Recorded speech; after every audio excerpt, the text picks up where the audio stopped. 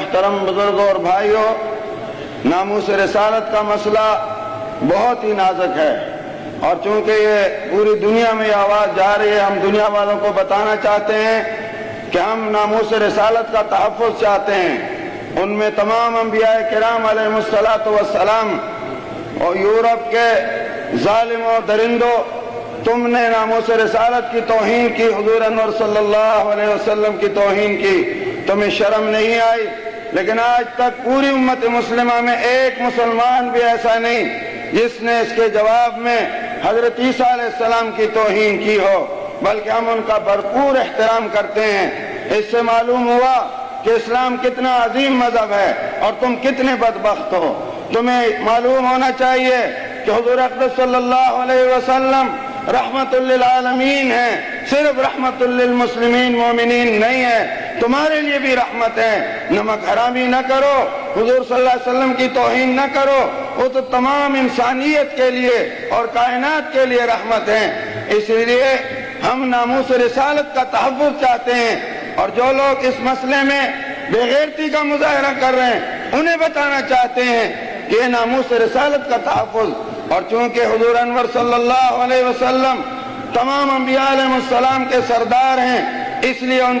کی ناموس کا تحفظ سب سے زیادہ اہم ہے۔ اس سلسلے میں ہمیں اپنے اکابر، اپنے اسلاف حضرت سید اللہ شاہ صاحب بخاری اور حضرت علامہ انور شاہ صاحب کشمیری، اور اسی طرح حضرت مولانا غلام غوث صاحب ہزاروی مجاہد ملت، اور مولانا منظور احمد چنوٹی، اور موجودہ کابرین حضرت مولانا خان محمد صاحب، حضرت مولانا عبدالحفیظ صاحب، مولانا الیاس چنوٹی صاحب، دوسرے حضرات، ہمیں چاہیے کہ ہم اس وقت مجاہدانہ طور سے اور انتہائی ایمانی غیرت سے میدان میں آئیں، اور یہ یاد رکھیں اس دجال نے صرف ناموس رسالت کی توہین نہیں کی بلکہ جہاد کے خلاف آواز اٹھائی، اور جہاد کو ختم کرنے کے لیے آج بھی جہاد کے خلاف جہاں جہاں سے آواز اٹھ رہی ہے وہ قادیانیوں کے چیلے اور ایجنٹ ہیں۔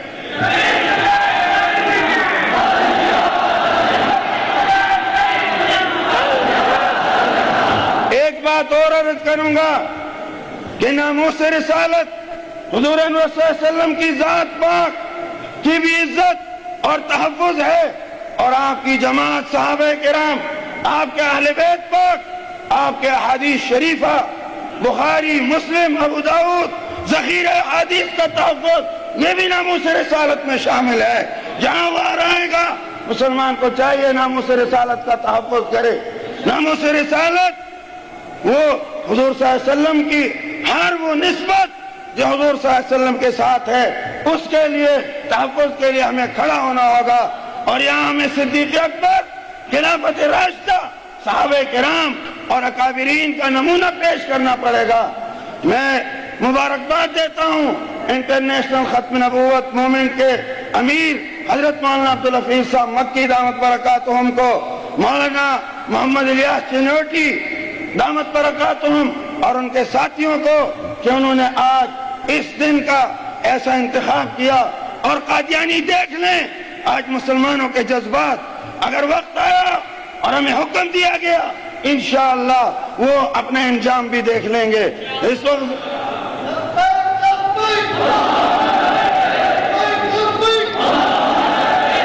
ابھی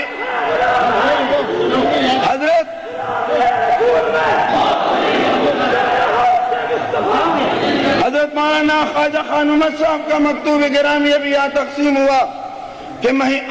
مہینے میں ایک خطبہ علماء، ہم اس کے لیے حاضر ہیں، ہر طرح حاضر ہیں۔ یہ ہمارے ایمان کا، ہمارے دین کا مسئلہ ہے، اور یہاں بھی ان حضرات سے بھی درخواست کروں گا کہ ہم خادم ہیں، یہ ہمارے ایمان کا اور دین کا مسئلہ ہے، اور یہ سارے ہم ناموس رسالت کے غلام ہیں۔ صرف حاضری کے لیے یہ چند باتیں عرض کی، اللہ تبارک و تعالیٰ قبول فرمائے۔ عالمی سطح پر ہر طرح ہمیں چاہیے کہ ہم اس فتنے کا تعاقب کریں، اور یہاں یہ لال مسجد کا جو واقعہ ہوا ہے اور ملک میں جو دوسرے یہ معاملات ہو رہے ہیں، اس کے پیچھے بھی قادیانیوں کا ہاتھ، قادیانی بڑے بڑے اہم منصبوں میں چوروں کی طرح بیٹھے ہیں۔ مولانا ہزاروی ہمیں بتایا کرتے تھے، اور اس وقت ان کی کوشش تھی کہ ان کا تعاقب کیا جائے۔ تو یہ ڈاکو چور مختلف منصبوں پر بیٹھ کر قادیانیت کو فروغ دینا چاہتے ہیں، لیکن وہ زمانہ گیا جب خلیل خان فاختے اڑایا کرتے تھے۔ اب غلامان محمد تمہارا ٹھیک ٹھاک جواب دیں گے۔ وآخر دعوانا الحمدللہ۔